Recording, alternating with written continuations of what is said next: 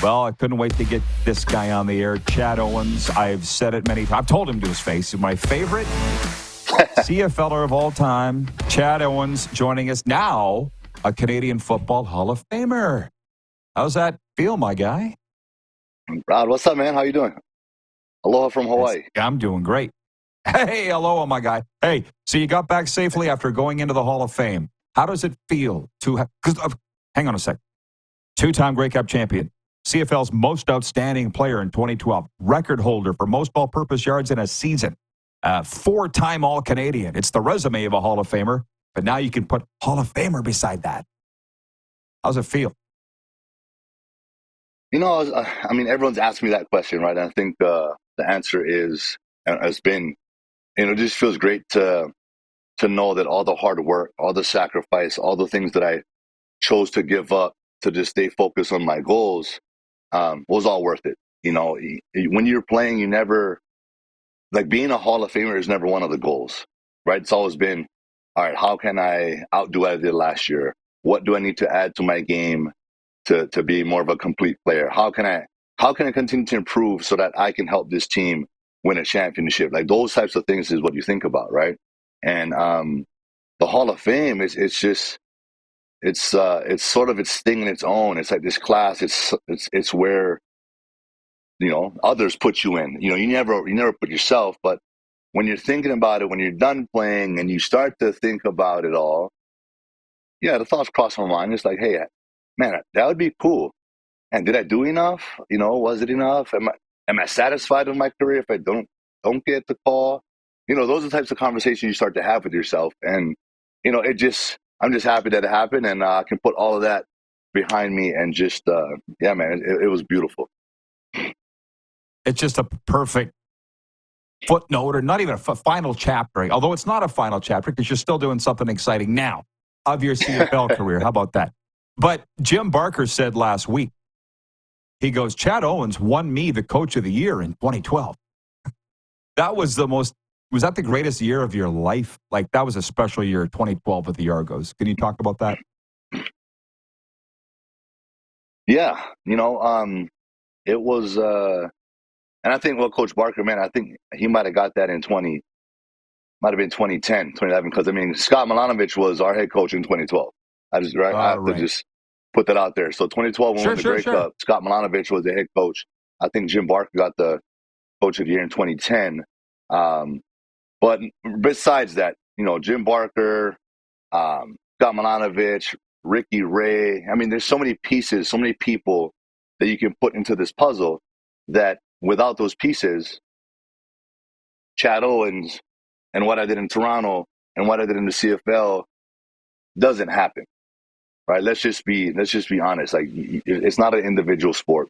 This isn't boxing, you know. So you need those pieces around you to help you go to those certain places, right? And but yeah, I mean, it was a special time, man. I just remember after tearing my ACL in 2008 in the Arena Football League, post NFL, the only thing I wanted to do was play football. I wasn't thinking about it as a business. I wasn't thinking about it as a way of life, making money. I just wanted to go back to having fun, doing what I love to do. And that was my mindset. And so getting to the CFL for the first time in 2009 in Montreal, that gave me a chance to really see the game, learn the game. They were the best team at the time. They were the franchise team. And I got to witness greatness on a daily basis. And so, you know, I was fortunate to have that as a rookie in the CFL. And I just took that to Toronto when I got there, and, you know, everything sort of unfolded the way it did. But what an incredible ride, man. Well, forgive me, I'm getting old, clearly. But when you left Montreal after 2009 and went to Toronto, was that simply they didn't have, I'm sure I've asked you this before, I just don't remember, they didn't have room for you in Montreal? Or, like, how do you not stay in Montreal? I mean, that's just it. They had their guys, right? They were locked in. They were back-to-back champs. They had a lot of veterans. They had their squad. I mean, you know, that's just when you learn, like when you talk about business, that's just the nature of the business of pro football, pro sports. So I wasn't cracking that roster. And so I actually went into Jim Pop's office post preseason training camp, and I asked to be released because I knew that at that point I was ready to play. I knew that I needed to play, and so I asked to be released. And he wasn't going to release me, so he put me on the trade block, and Toronto picked me up in a trade. So that's how it happened. Gotcha. I don't think a lot of people know that, but that's how it happened. And again, I that's just me being who I was my entire life. Believing in myself, believing in my ability, and knowing what I'm capable of. And the feeling inside that wasn't sitting well with me that I was not going to be able to play that year. I put in so much hard work that previous offseason because I was healthy and I was ready to go. And it showed in Toronto when I got there. I'm glad I asked. I didn't know that. I'll tell you something, though, Chad. I could count, I don't even need this full hand to count players that were on other teams when I was with the Rough Riders for all those years that I respected and just loved playing. You, G. Roy, Anthony Calvillo, probably Charleston Hughes. That's about it. I didn't like anybody else, but I just respected the hell out of you. Why do you think the fans across the CFL love you and still love you as much as they do?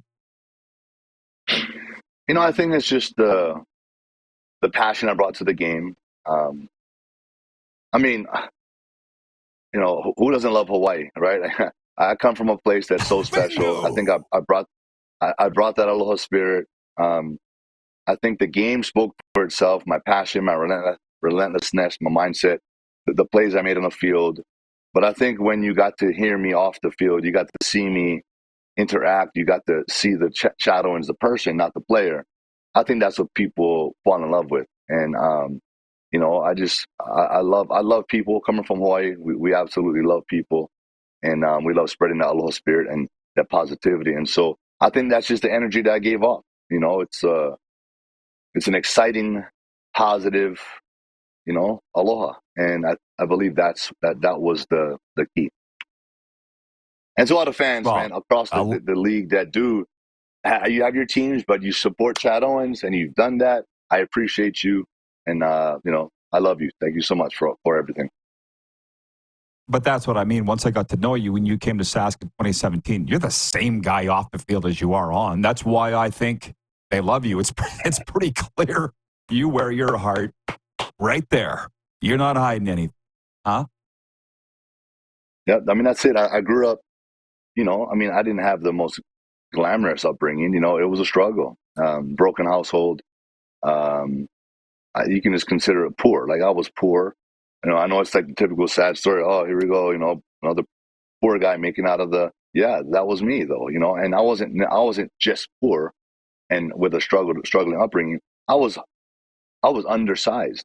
I was, the odds were stacked all the way against me to become a professional athlete, and the way I had to go about doing it on my young athletic career, like I was always one of the best players on my sports teams. Didn't matter what sport I was playing, but I was never that consistent all-star pick, right? In little leagues, like, you go the big boys, this guy's got so much potential. He backs it up with play, but my play was there, but I just never had the size. So they just looked at it as he's not gonna go very far anyway. So, I always had to fight that uphill battle. And so that chip on my shoulder, you talked about wearing my heart on my sleeve, that's something that just got programmed in me since I was a kid. And even to this day, I'm a Hall of Famer, yes, but I'm still chipping away at the next thing. I'm still trying to prove myself and want to prove myself. That's the thing. Like, I'll never settle regardless of the amount of success I achieve or the goals I knock down. Like, my mind is always in that young athlete, that young Chad Owens, where someone or the coaches or the voters or whatever, you're not good enough. Like, that's just in me. And so I'm going to continue to be that way. That's how I'm wired. been a pleasure to know you and Weston Dressler the way that I do. I'm sure you guys, your story is very similar. So, and I will implore the Canadian Football Hall of Fame voters, please don't ever make it easy to get in. Don't. It's not, and don't ever let it be easy to get in because of stories like this. Let me just, I guess, one more. Tell the folks what you're doing now, because it's pretty cool. Yeah, well, recently, about a month ago, prior to coming up to Toronto to do the Hall of Fame, I got my IFBB Pro card in bodybuilding, and that's something that's really cool. I've been lifting weights since I was 14 years old. Yeah, it was for football, it was for sports, it was to become a better athlete. But I've got that foundation of muscle maturity from doing it for so long. And it was a natural transition because I absolutely love the gym. I love training and I love competing, So being able to still have a purpose when I go to the gym, there's a reason why I'm doing this. Every set, every rep, it all matters for the ultimate goal. And I just love having that level of focus and attention to detail when I'm in there. It gives me something to think about when I'm tired or when you're not feeling like it. When in those moments you think about the goal, you think about the other guy that's not missing this or not missing that.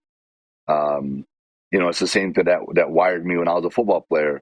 Why am I doing these hill sprints? Why am I doing these the running? Why am I doing this? It's because of that. And you envision your competition and and then when you get to the point where you're training in the off season where you know that the other person, they're not doing this. So you start to visualize yourself having that edge. And you start to visualize yourself getting to the game day and winning that rep, scoring that game-winning touchdown because you did everything else that you knew that they weren't doing. So that's how my mind works, and that's what drives me to continue to push the limits of what I'm capable of, and that's why I'm doing it, man. And I'm enjoying it. I actually what's exciting is that I have my pro debut November 16th right here at home at the Sean Ray Hawaiian Classic. It's a dream come true because a lot of times people have to travel, especially from Hawaii. You have to go travel to the mainland and to do these shows, and flights, water retention, it all plays a role in your peak for the show day. And being that I'm going to be able to stay here, stay home, be comfortable, I can't ask for anything more. And it's a 2025 Mr. Olympia qualifier, which is like I'm going to say it this way, the Grey Cup of bodybuilding, right? I was going to say Super Bowl, but Right. we're in the CFL, baby. I don't doubt you'll win that too. Oh man, it's so much fun getting an update. I always love talking to you, Chad. So congratulations on everything, and can't wait to see you again. Yeah, thank you so much, Rod. I see you rocking that Dolphin shirt. Go Tua. Team Tua. Yeah, it's going to be a good one tonight. It's going to be a good one tonight. Without Tua. The great Chad Owens joining us from Hawaii, Hall of Famer.